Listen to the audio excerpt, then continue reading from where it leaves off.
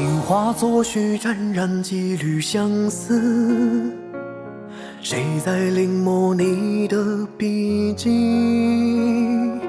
落红满地飘过几世风雨，唯有缘分不可抛弃。迷醉梦里掠过几声悲喜，谁在试探我的情意？黑白对弈，各执几厘几字，输赢难断，爱恨故里。此去经年，应是良辰好景，需要守。千头万绪我在海里寻觅，花心难离，有太多迷离。手握清风，采摘动力，一起有过谁人与我相依？千丝万缕我在海里回忆，繁华隐去了太多风雨。落红挂里，长歌一曲，一夕梦里难言与我别离。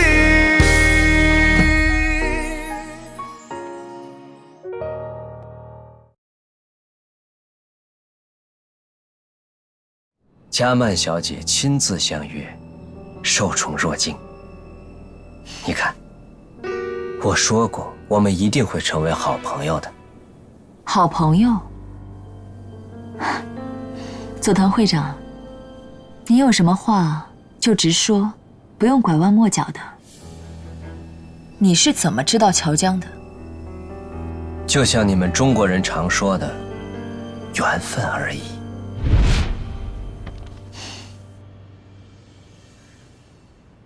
我要你模仿一个人，去接近林航景。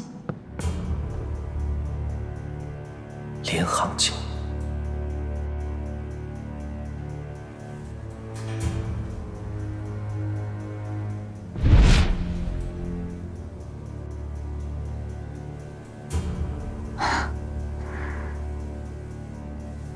佐藤先生，您这是赤裸裸的威胁呀！当然不是，我只是想告诉加曼小姐，我一定会帮助你守住这个秘密。我们相互帮助，彼此照拂。总有一天，我也会需要加曼小姐的帮助。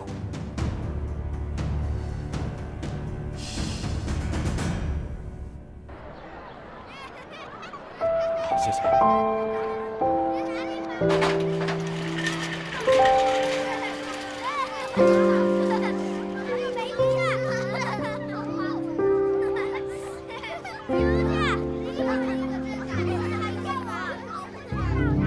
给他做个围巾。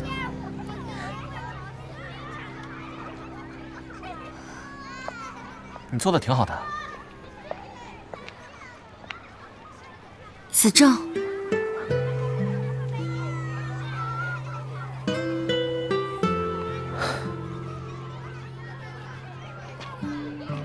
你怎么会来这里？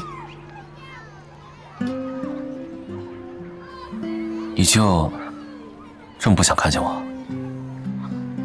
我不是那个意思，我只是觉得，上次我已经把话说得很清楚。航姐，难道我们现在连朋友都做不成了？你放心，我已经放弃了。那天回去之后，我想了很多，过去的终究是过去了，既成现实，那就得看清，人总得向前看嘛。你真的这么想吗？原本就都是我的错，是我不告而别，在你最无助的时候，没能留在你身边，对不起。其实你不用说对不起，如果不是因为我，你也不会吃这么多的苦。我是真心希望你过得平安快乐。好，既然这样，重新认识一下。你好，我叫穆子正。你好，我叫林航景。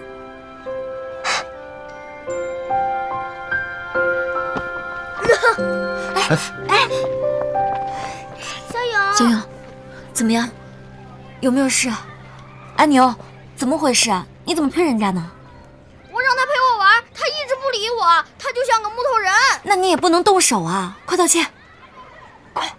对不起。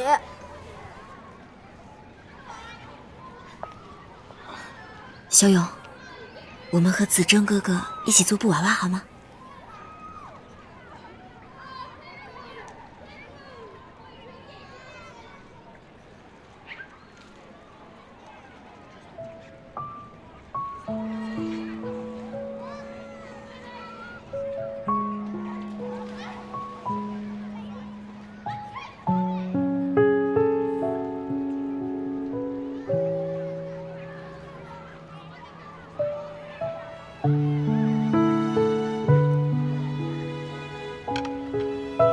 小勇，给。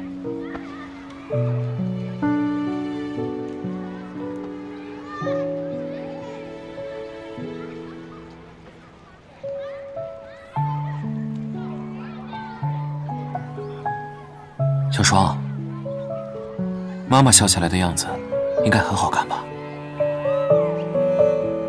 给她画个笑脸好不好？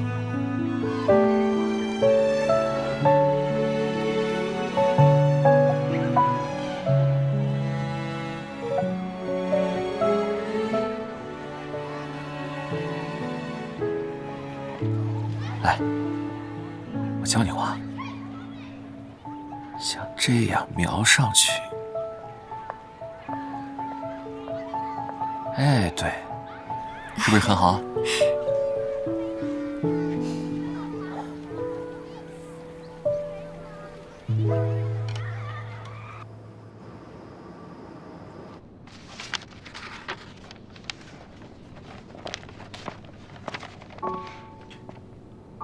义父，子正，我听说你最近老是往孤儿院跑，是吗？啊，小姐都跟我说了，说北兴城这边慈善工作做得不错，她说要去取经，所以就让你到那儿去帮忙。啊，对，这些个小事不要这么费力，军务才是头等的大事。义父说的话我记住了，多谢义父关心。哎，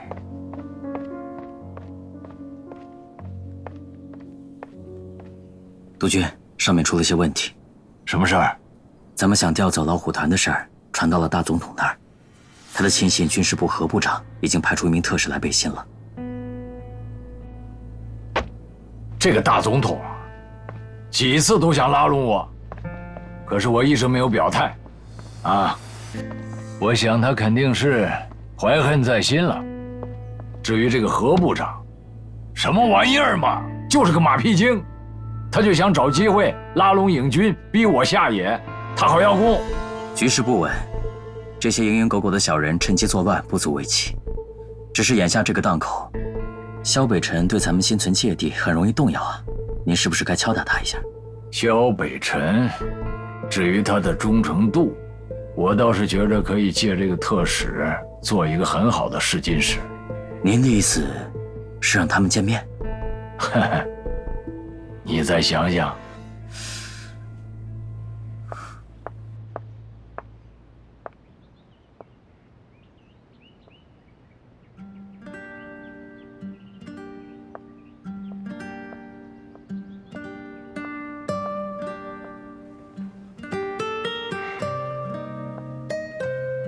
别着凉了，谢谢柔客姐。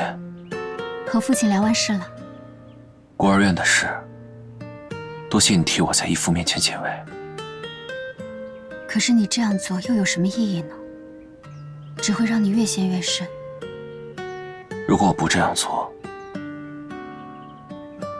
我才会真的痛苦。你有没有想过，你一直这样下去，什么时候是个头？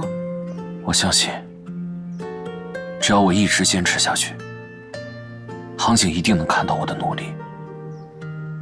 总有一天，他会下定决心离开小北镇。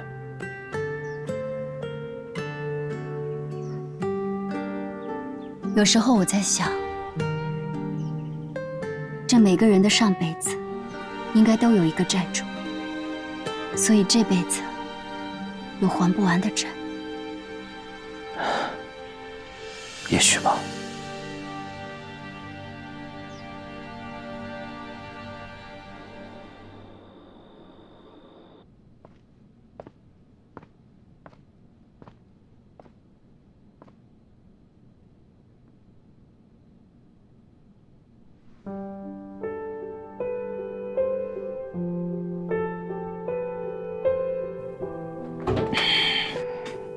姑爷，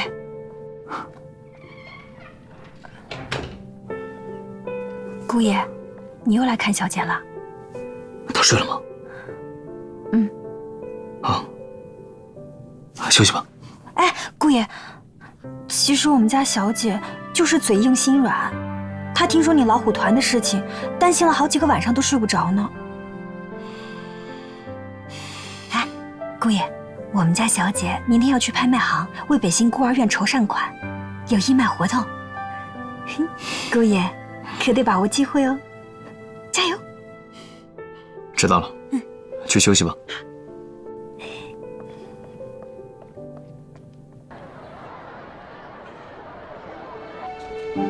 您的号牌，您的号牌。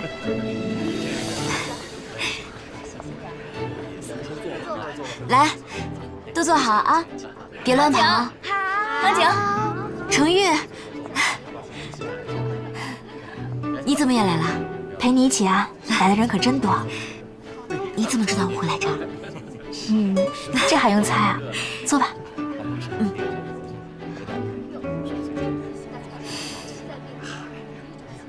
哎，这儿这么多人，总不能让别人看出我们闹别扭吧？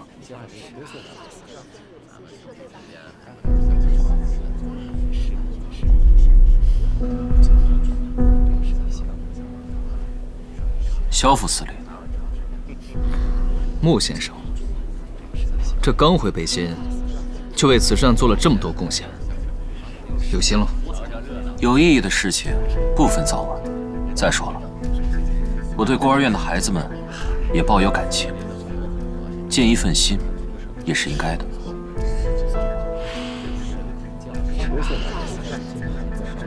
各位请就坐，我们的拍卖会马上就要开始了。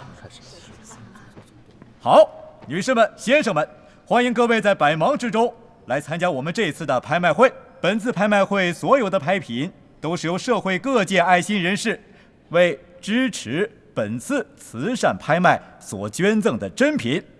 本次拍卖的所有收入，我们都会捐给北新孤儿院，希望给孩子们一个更加幸福美满的生活环境。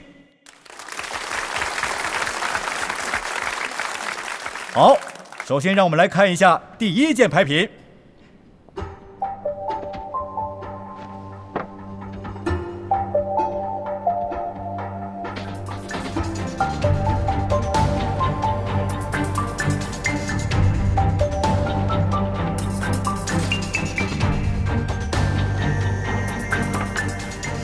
下面让我们请上第三件拍卖品。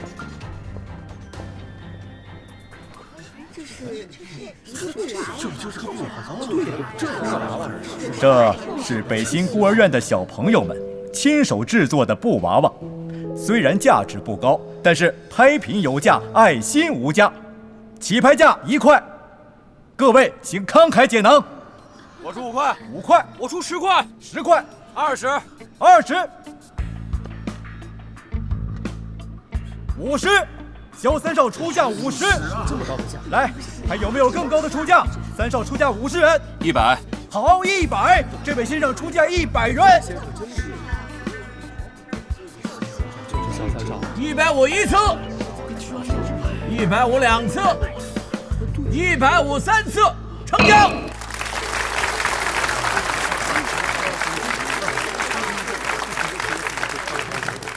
有请三少上台领取这件牌品。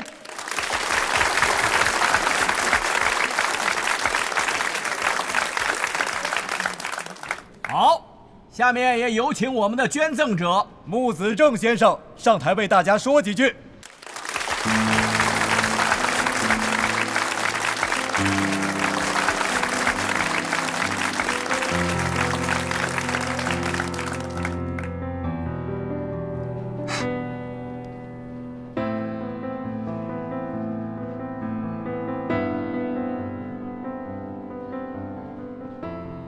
首先呢，我得感谢萧三少成全了我的爱心。这个布娃娃是我和孤儿院的林老师一起制作的。也许在大家眼中，这只是一个很简单的手工品，但在我眼中，这是孤儿院的孩子渴望生存下去最珍贵的希望。连一个小孩子都在为了生存而努力着，怎能让人不唏嘘、不心疼？我想告诉大家的是，还有更多像这样失去父母的孩子，需要我们去关心，需要我们去爱护。最后，我再次感谢萧三少慷慨解囊。好，非常感谢萧三少和穆先生的善心。那么，咱们接下来有请本场最后一件牌品。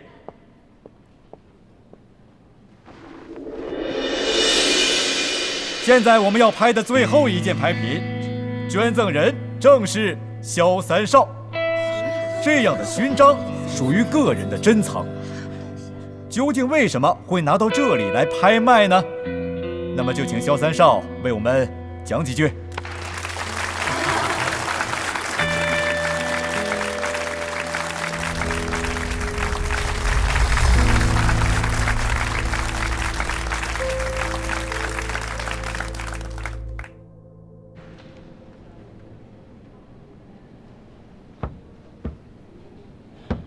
尊敬的各位朋友、各位来宾，大家好。这枚勋章呢，对于我来说，的确意义非凡。这是我19岁时第一次上战场，获得荣誉，被赐予的勋章。在此之前，我认为我的生活就应该是肆无忌惮的，直到我在战场上遇到一个孩子，一个13岁的孩子。他的名字叫罗豆，我们叫他小豆子。为什么像这样年纪的一个孩子需要来参军呢？后来在战场上，他才告诉我，这是他唯一可以不受饥寒之苦的办法。可即便这样，他依然微笑着对我说，等到战争结束之后，他想开家裁缝铺，为他姐姐亲手做一件嫁衣。后来，小豆子死了，他抱着我说，这一辈子能够跟我们当兄弟，他很高兴。那之后，我便问自己，像这样的一个孩子，一个13岁年纪的孩子，为什么不能好好的活着？为什么如此简单的一个梦想，他都没有办法去实现它？在此之前，我认为我的人生是最悲惨的。我7岁那年，我的母亲就跟小豆子一样，躺在我的怀里，离开了人世。我一直憎恨上天对我不公。再后来那几年，我一直生活在这个阴霾之中。可后来，我才知道，在这样一个战乱时代，很多的孩子一辈子都没有见过他们的父母。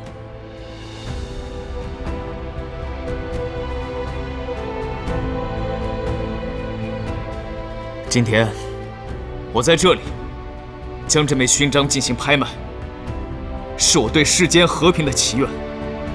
祈愿我们的国家可以早日安定，我们的同胞，尤其是像小豆子那样的，那么年轻的孩子，可以免受饥寒之苦，免受亲人离世之痛。就此，谢谢。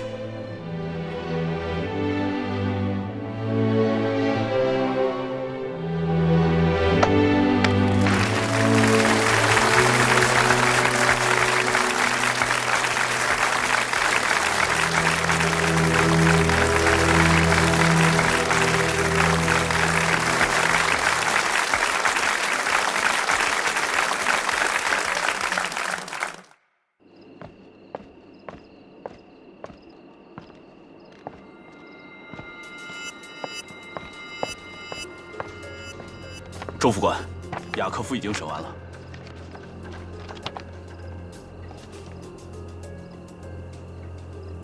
跟我来吧，督军在里面。好。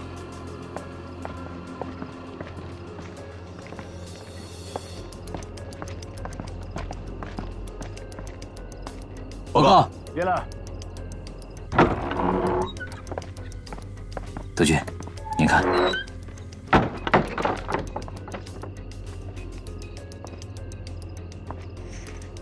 这是从开始到现在的所有审讯笔录。这个雅克夫狡猾得很呐，一直在绕圈子，根本就没有交代那笔援助金的下落。现在各方势力都在明里暗里寻找雅克夫，不仅有南方的人，还有大总统的人，而且内阁的一些大臣们也都伸出了手。咱们还是尽快把他送给总理吧，免得夜长梦多呀。告诉老黄，5天之内把这个人送走。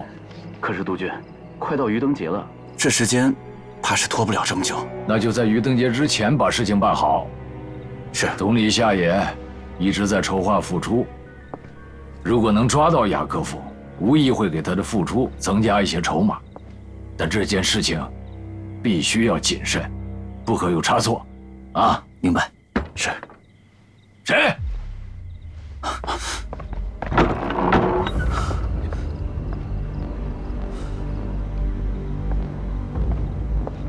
督军，没人。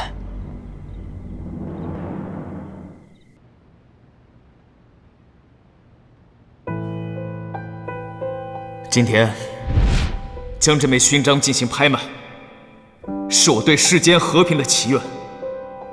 祈愿我们的国家可以早日安定，我们的同胞可以免受饥寒之苦，免受亲人离世之痛。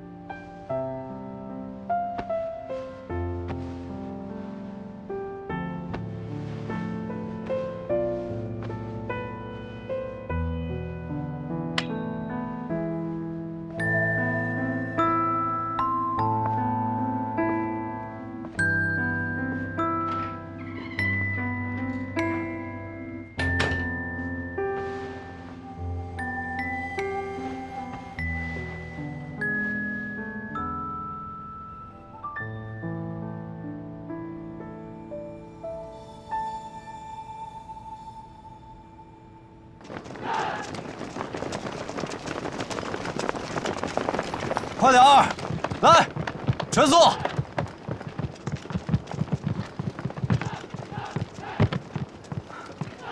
三哥，人已经到了，下午3点，约在华兴饭店。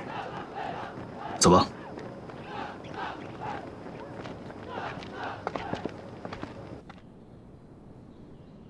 赵特使，今日到底是为了何事？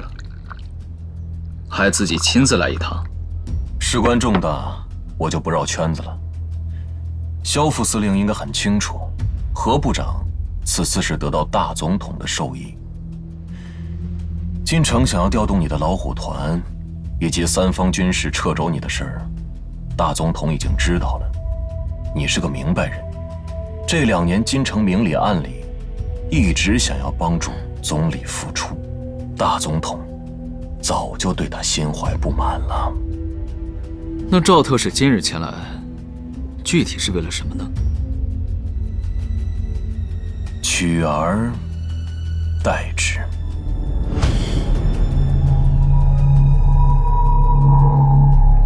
大总统的意思是借金城停留在北新的机会将他囚禁，卸了他的兵权。北洋政府内阁会协助你们萧家取代金城，掌控北地17市。赵特使，这到底是大总统的意思，还是何部长的私人恩怨？这是何部长的善意建议。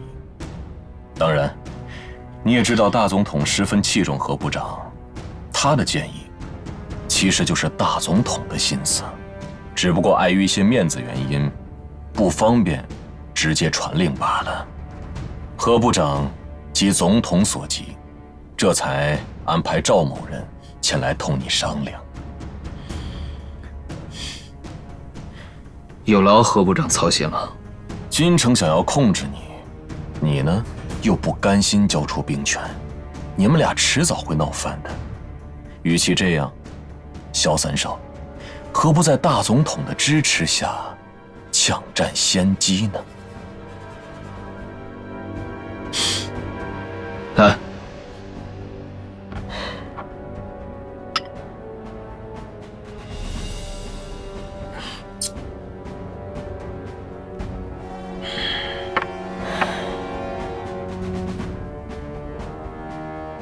萧三少，天纵英才，切勿干预人下。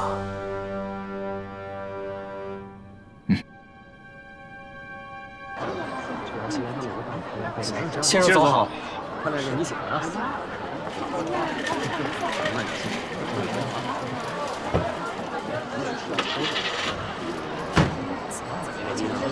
没问题。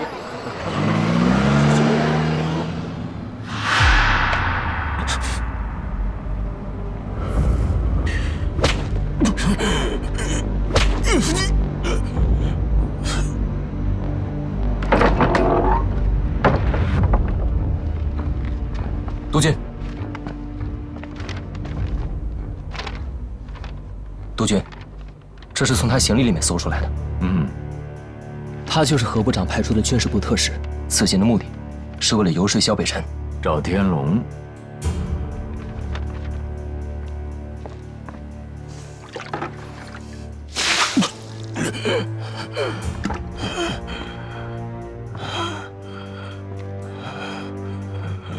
赵特使啊，你跟萧北辰见了面了？他都答应你些什么事情啊？还是不够清醒？说不说？我说，萧北辰都同意将你囚禁，逼你卸了军权。行动在什么时间啊？就在今晚10点。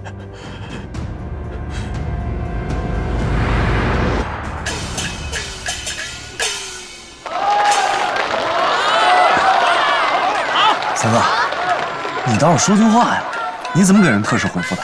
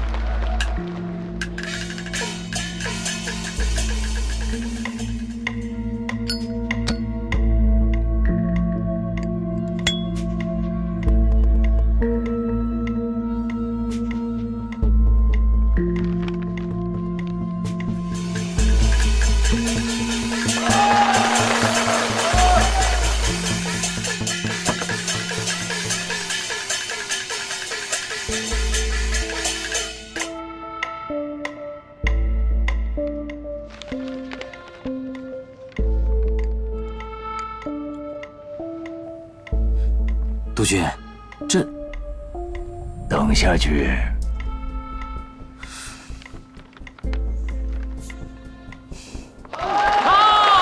先生，您的毛巾。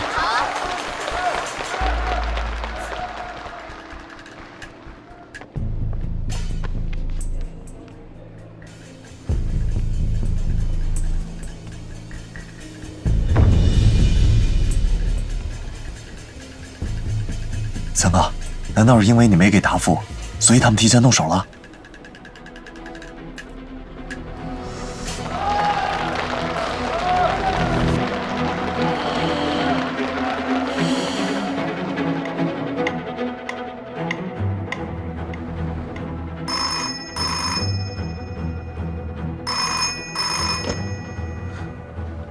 喂，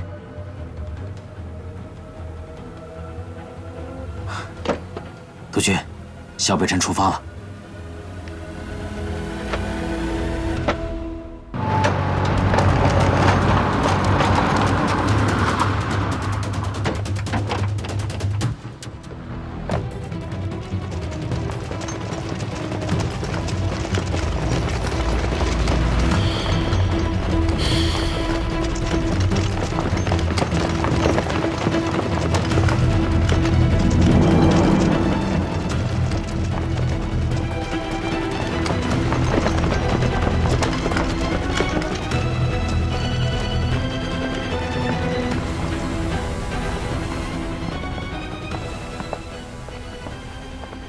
三哥，怎么这么安静？我们不会来晚了吧？不许动！不许动！别动！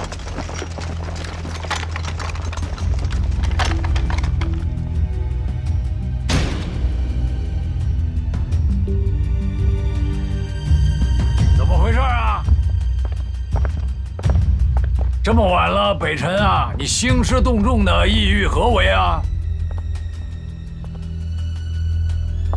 戚夫人，贵叔，老三怎么在温泉山庄跟督军的人打起来了？哦，对了，东大营那儿还说了什么？戚夫人，电话里没有说具体情况，只是说让你千万别担心，郑师长他们已经去温泉山庄接应了。我能不担心吗？司令不在家，老三要有个三长两短，我怎么跟他交代呀？督军，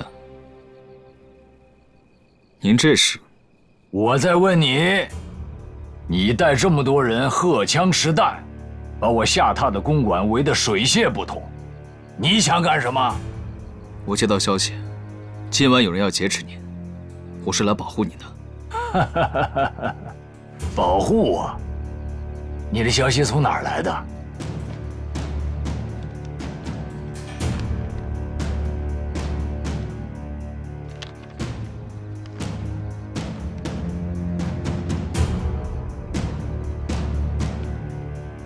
就这么一张破纸条子，嗯？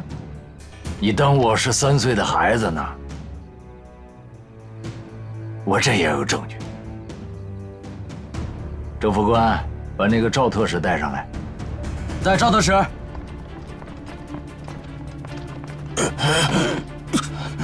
军事部的赵特使他都招供了，他到北新来是奉何部长之命前来游说你。投靠大总统，你答应他们在恰当的时候兵谏，逼我退位，想取而代之。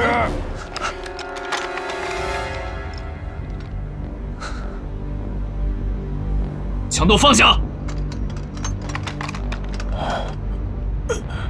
周副官，如果有人敢轻举妄动，格杀勿论。是。你这是什么行为？叛变，其心可诛。我说的句句属实。我今日带兵前来，完全是保护你，绝有谋反之心。你的心在你的肚子里，只有你自己知道。倘若今晚不是我有准备的话，被用枪指着的人应该是我，对吧？督军，您容我证明给您看。你凭什么让我相信你？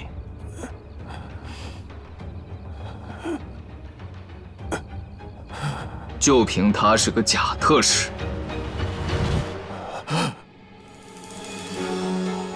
小北辰，你胡说！我不是有意出卖你的，我也是为了保命。你说他是假特使，好啊，那你证明给我看。督军，要是您不信，我可以当您的面，简单盘问他几句，是真是假，一问便知。好。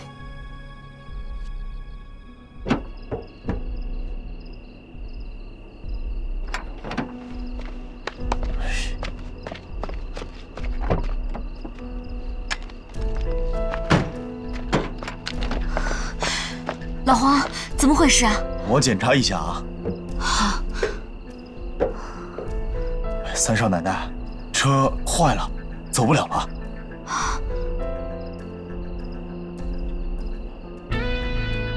那你在这儿，我自己过去。三少奶奶，天黑你小心点儿。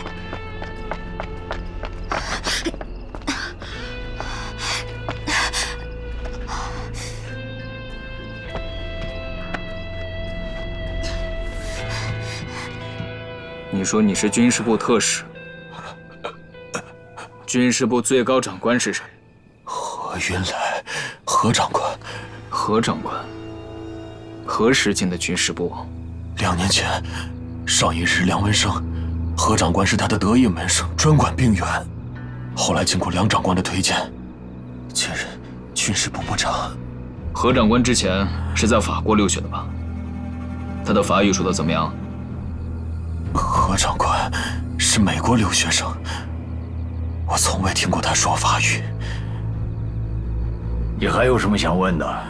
行，准备挺充分啊。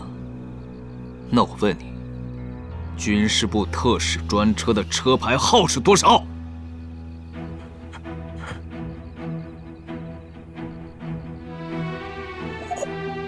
我平时不太注意这个。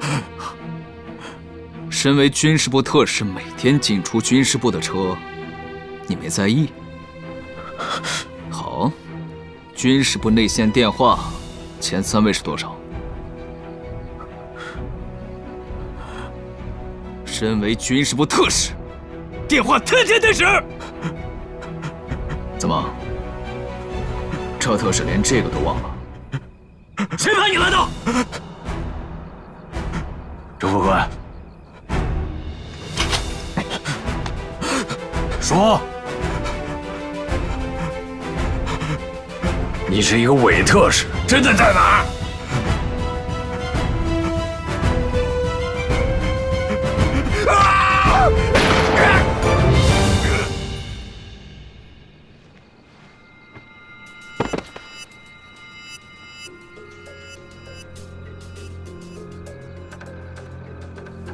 这个混账东西，混蛋！挑拨离间，险些伤我一员大将。哎呀，大侄子呀！要不是你机智的话，咱们今天就产生误会了，那一家人就打起来了。督军，现在局势动荡，自然有人想离间我们。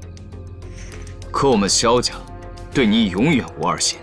于公，您是引军最高统帅；于私，您是我父亲的兄长，也是我的伯父。是，这份情谊永远不会变。是，你们萧家的忠诚，我其实心里面一直都明白。跟你这父亲相比，你一点都不差，我很欣慰。把你这队伍集合起来，今天我请大家喝酒，啊！周副官，哟，你去安排一下。是。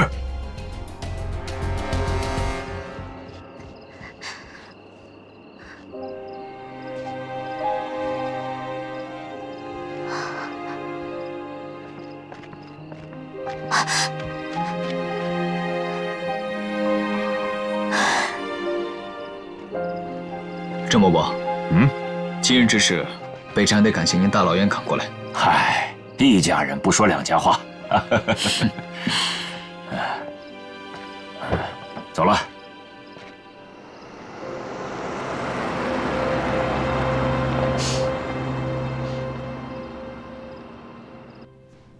七爷，三哥，叔爷，老三，你没事吧？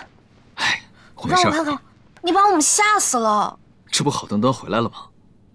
哥，你跟督军到底怎么了？没什么，一场误会。对了，杭姐呢？哦，她应该还不知道这事儿，回房间休息了。哼，自己家的事儿不管，别人的事儿倒是挺来气。好了，那你们先回房休息吧。行，那我们回去吧，你也早点休息啊。哎，走。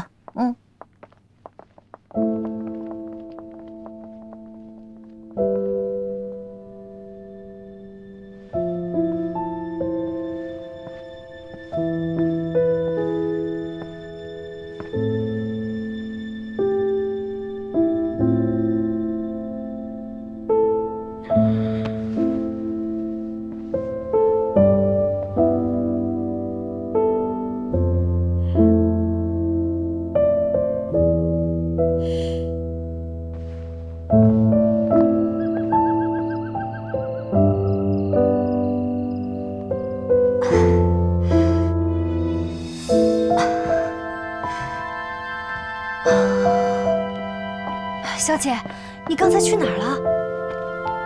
哎呀，小姐，你的脚怎么了？不许说出去。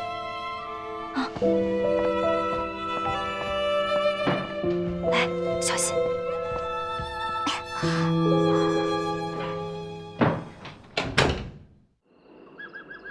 今天的事情你们怎么看？哎，真没想到这个赵特使居然是假的，可他的证件和通行证都是真的呀。况且何部长派特使来北新，确有其事啊。真特使去哪儿了？子正，你觉着呢？既然有人想以假乱真，最好的办法，自然是让真的永远消失。那要照你这么说的话，是什么人有这么大的胆子，敢和北洋政府作对？北洋政府更迭频繁，局势不稳，彼此面从腹诽。别说一个军事部特使，恐怕就算何部长亲自来了，也未必能全身而退。只要是想破坏你与萧北辰联合的人，就都有可能。敢做这件事的人，恐怕是不在少数。那这个幕后之人插了这么一大出戏，想必就是想借您的手除掉萧北辰呀。或者借萧北辰之手打击督军，皆有可能。义父，这件事情毕竟发生在北新，我熟悉本地，交给我查办吧。先不用，他们的阴谋已经失败了，我想短期内不会再有新的动作，我们小心防范就是。还有一件事情，关于这个萧北辰，现在是联合军演期间，没有我的命令，谁也不许动他，大局为重，明白吗？明白，是义父。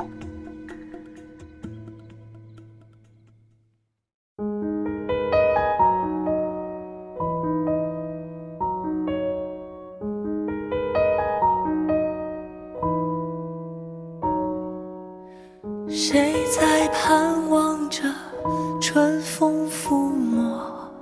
谁在凝望着摇曳的花朵？谁在仰望着夏夜满天星河？